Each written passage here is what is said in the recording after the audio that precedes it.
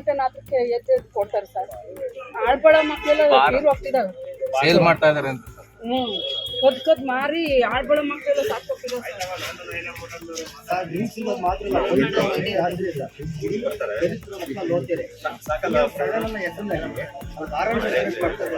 ನಾವು ಆ ವಾರಂಟ್ ತನಿಖೆಗೆ ಮುಂಚೆಗೆ ಜಿಲ್ಲಾಡಳಿತಕ್ಕೆ ಮನವಿ ಕೊಡ್ತೀವಿ ಸರ್.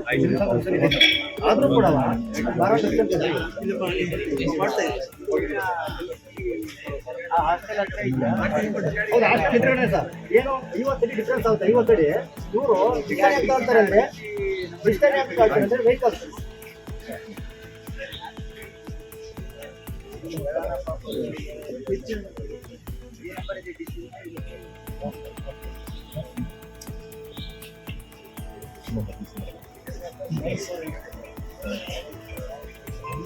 Bar and restaurant